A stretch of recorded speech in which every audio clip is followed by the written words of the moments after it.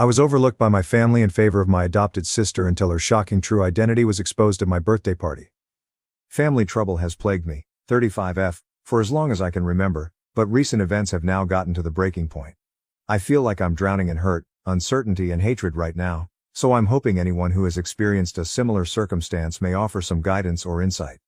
To put things in perspective, my adopted sister, 34F, is just 1 year younger than myself. She was adopted by our parents when she was a newborn, and I have spent my entire childhood with her. That would seem to bring us together, like a couple, but the truth is far from that romantic notion. It was evident from my very first recollections that our parents gave preference to my sister.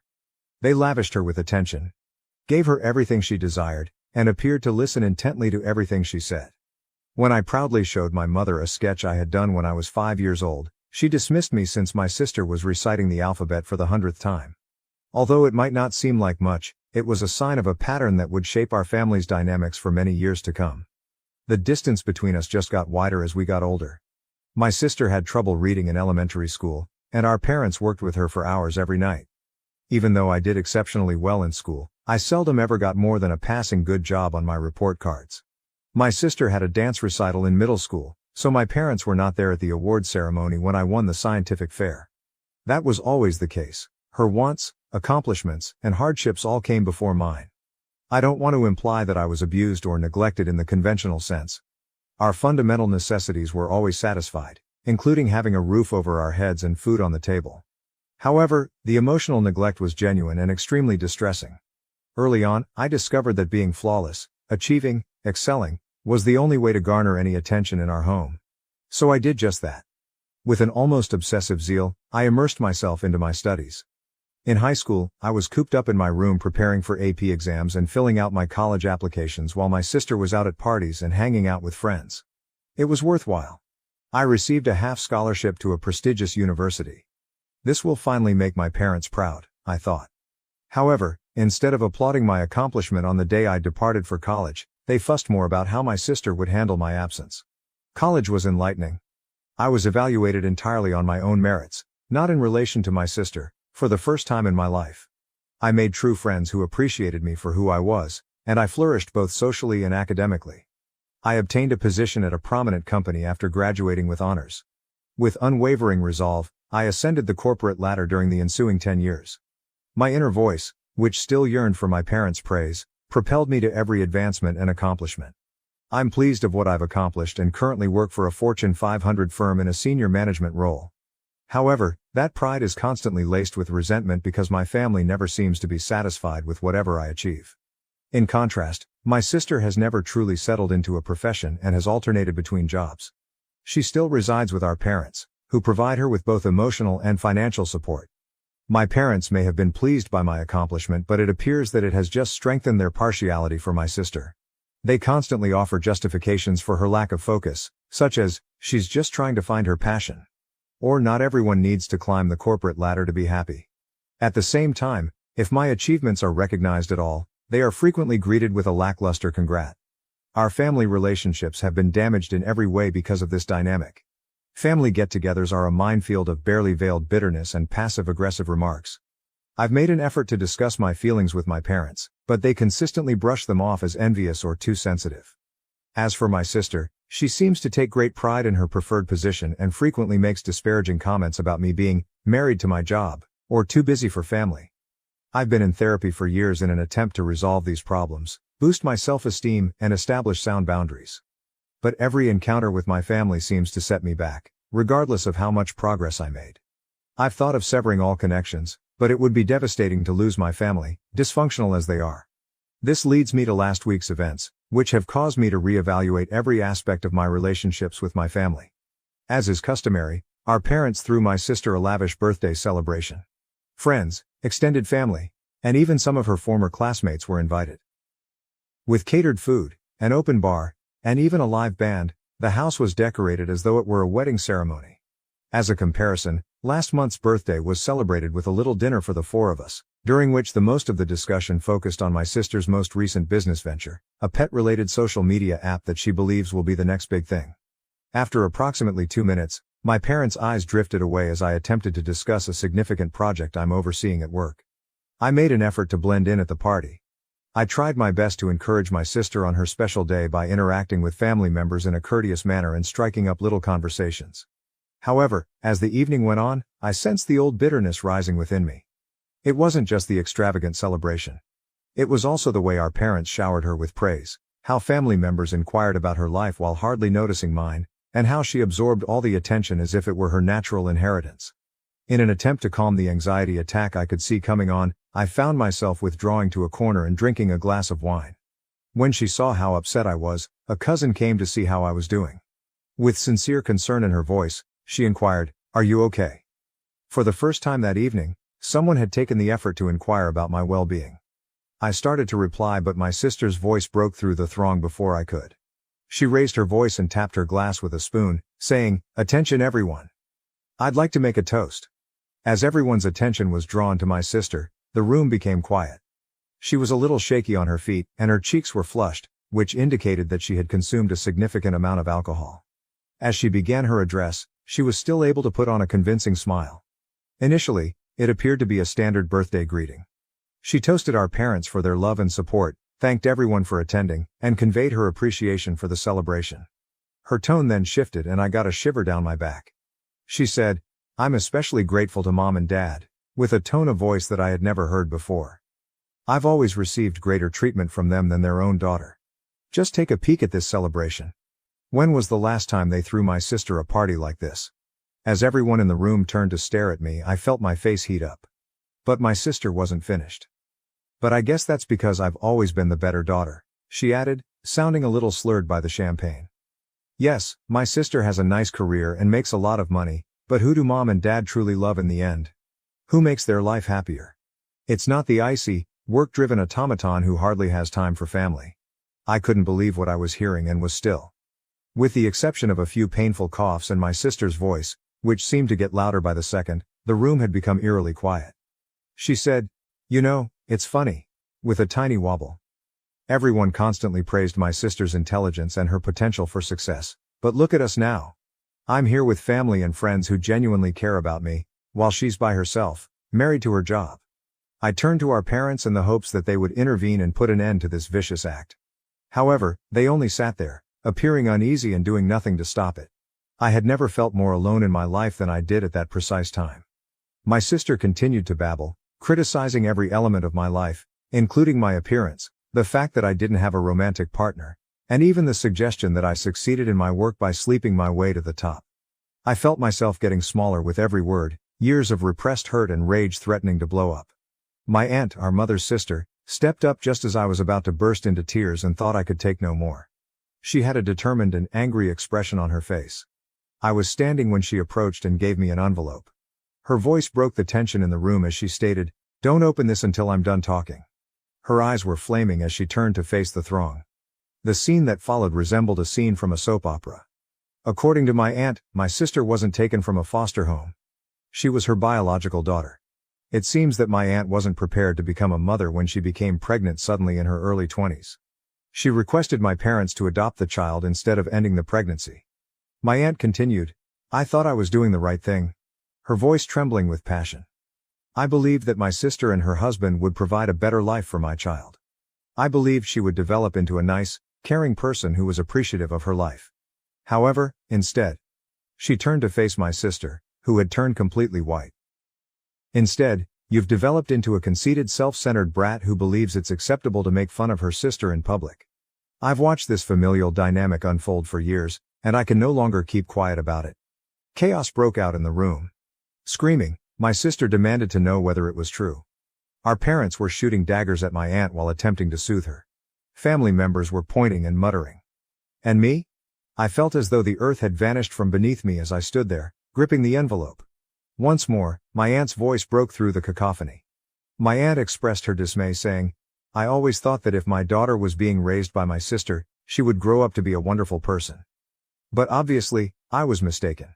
No good person would ever attempt to make their sister look as bad as you just did." Then, turning to face me, she instructed me to open the packet. There was a blank check inside. My aunt told me to fill in whatever amount you want. I had planned to give this to her as a birthday gift, but after seeing how she's turned out, I have no interest in rewarding that behavior. My aunt then left, leaving a startled quiet behind her. It was short-lived. In an attempt to take the check out of my hands, my sister lunged at me. She was so hysterical that our parents had to physically restrain her as she shouted and sobbed. It was more than I could handle.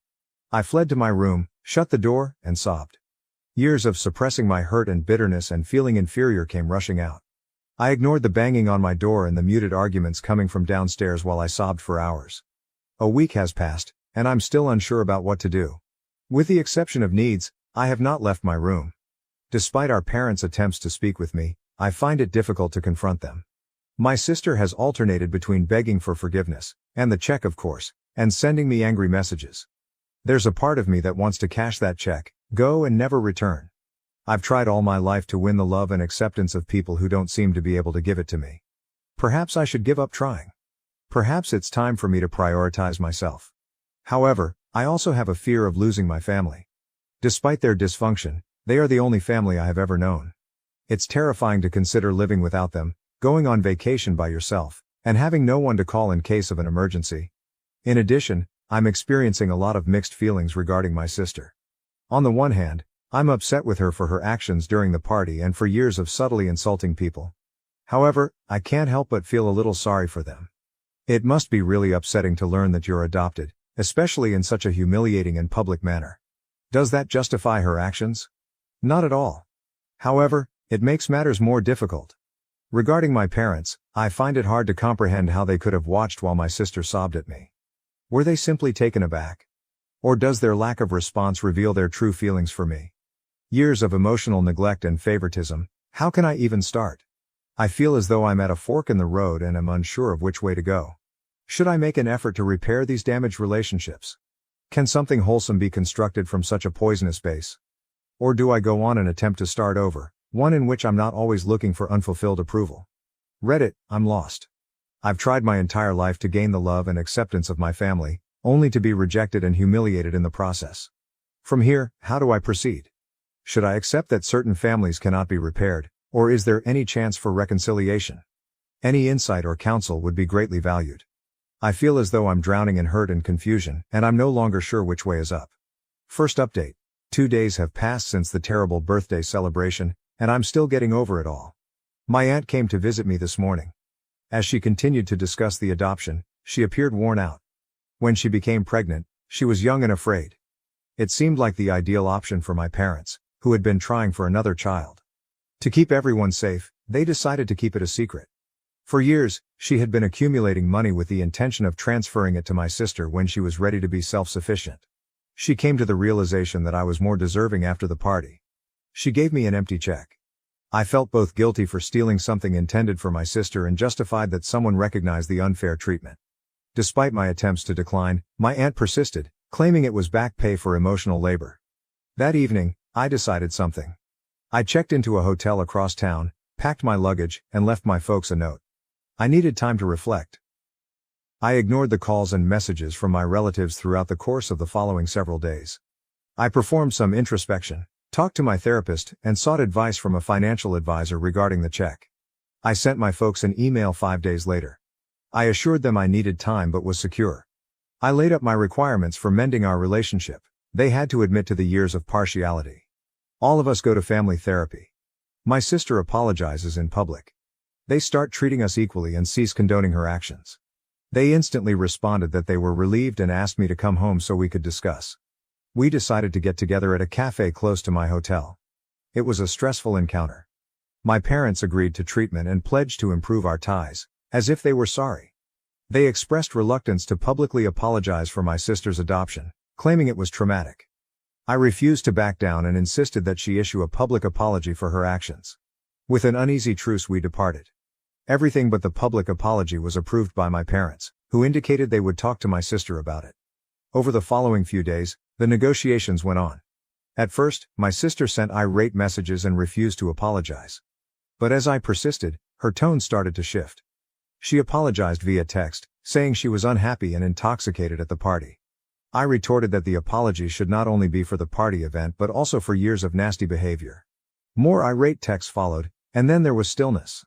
My parents attempted to mediate the situation by offering solutions like a written statement or an apology limited to the family. I was conflicted as this went on. There was a part of me that wanted to be forceful and insist on the respect I so well earned. Another part wondered if fighting was worth it because it was so exhausting. I was reminded by my therapist that putting my health first is not selfish. Setting boundaries, she stated, is necessary for healthy relationships. I've made the decision to offer my family one final opportunity to comply with my demands. I'll use my aunt's check to start over somewhere else, away from family strife and past hurts, if they are unable to. I'm feeling both nervous and optimistic as I get ready to give this order. Whatever occurs will influence my life and relationships in the future. I'm hoping I'm making the correct decision. I will update you. I appreciate everyone's support. Knowing that I'm not fighting this battle alone is reassuring. Second update. Since my last update, which was a week ago, things have drastically changed. I've made the decision to revoke the terms I established for reconciliation, but not for the reasons you may expect. After arguing with my family for days, I came to the conclusion that their attempts at compromise were more about minimizing the harm than showing sincere regret. Increasingly manipulative, my sister's apology texts alternated between gaslighting and guilt tripping. "You're tearing this family apart," she'd write, and then, "I don't even remember what I said at the party. Are you sure you're not exaggerating?"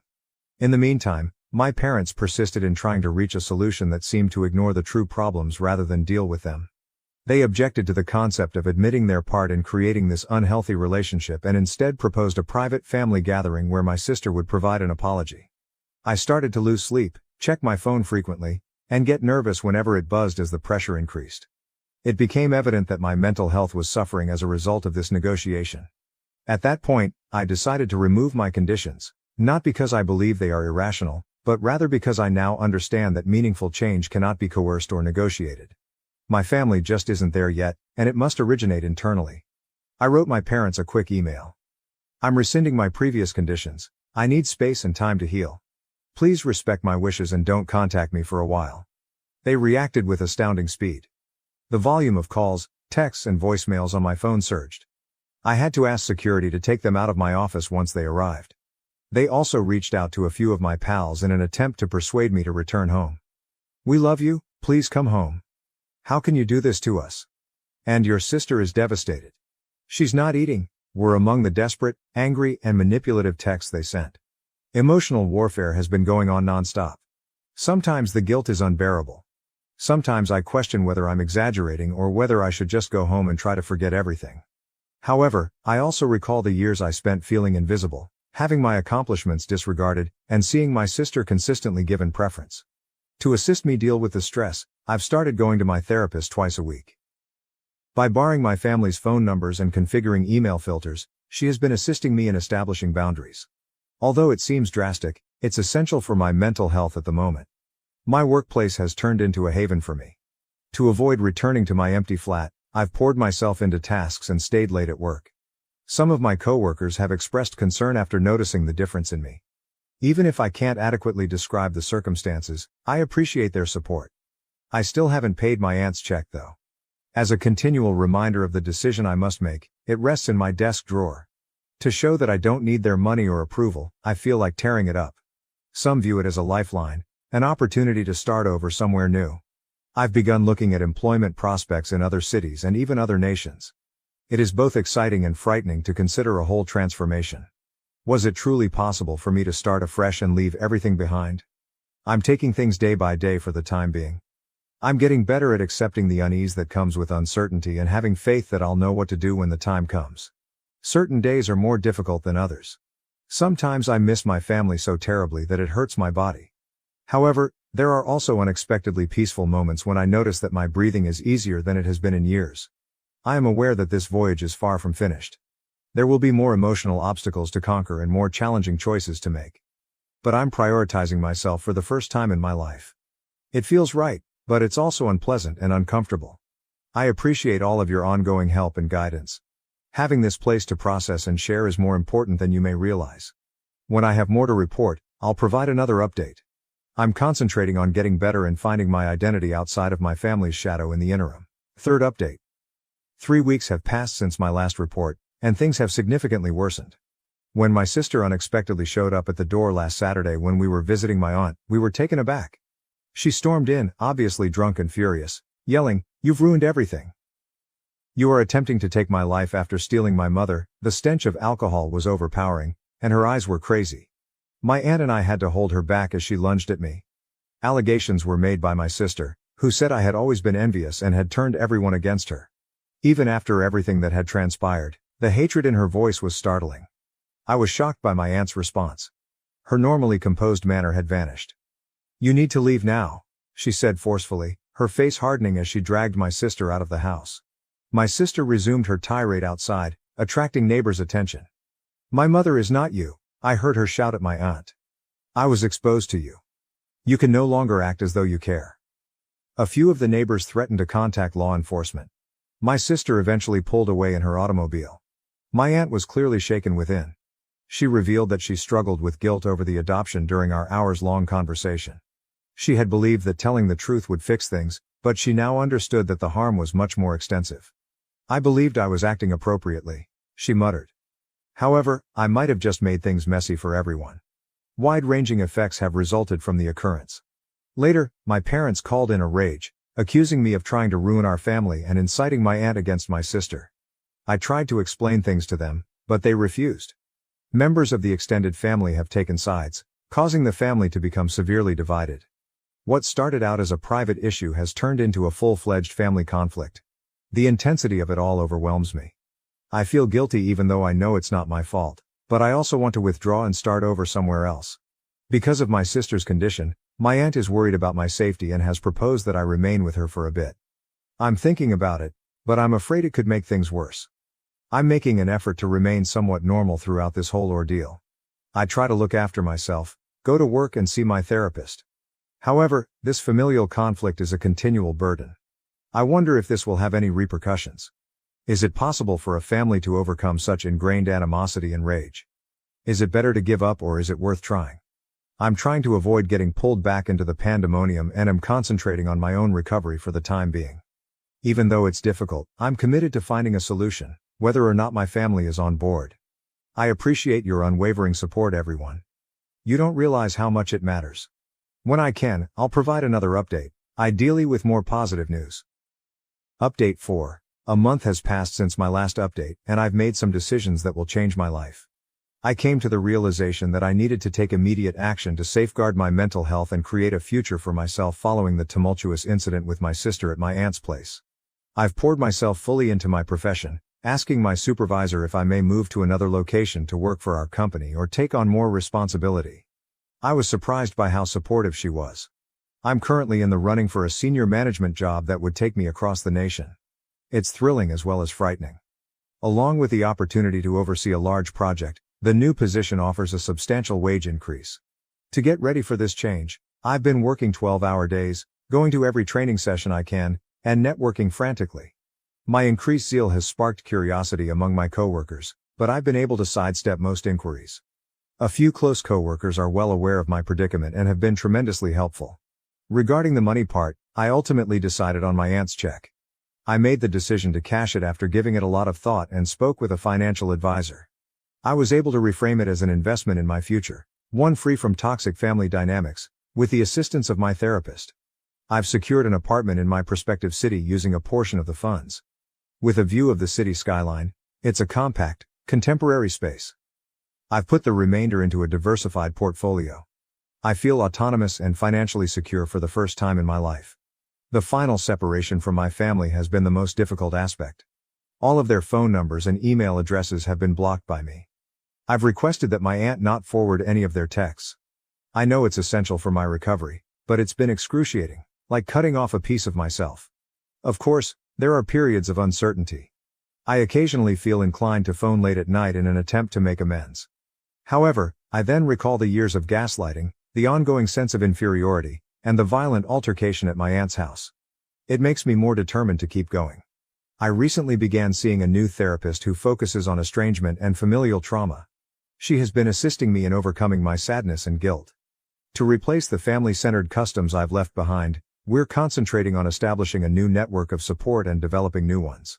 Additionally, I've joined a support group for those who are separated from their relatives. It has been both upsetting and consoling to hear their stories. I've learned that I'm not the only one going through this and that you can have a happy life without the family you were born into. Regarding my aunt, We have kept up our friendship while setting clear limits. She doesn't try to act as a mediator and accepts my decision to break off contact with the rest of the family. Although her assistance has been priceless, I'm careful not to rely on her too much. I feel a mixture of exhilaration and apprehension about the future. Though intimidating, the idea of starting over in a new place with a demanding new job and no family safety net is also freeing. I feel for the first time that I am living my life according to my own terms, free from societal norms and familial expectations. I've begun pursuing new interests and pastimes that I never had time for while I was preoccupied with family matters. I've joined a local hiking group, I'm learning how to cook, and I'm even thinking about painting. I've not felt this at peace in years as I pack up my flat and get ready for this new phase. Yes, I am saddened by what I have lost, but I am also hopeful about the future. I'm no longer the neglected kid or the family's scapegoat. I am only me, paving my own way. I want to thank everyone for their support along this journey. You have no idea how much your words of support have meant. My last update will be this one. I should put this chapter behind me and concentrate on writing the next one. Good luck to me.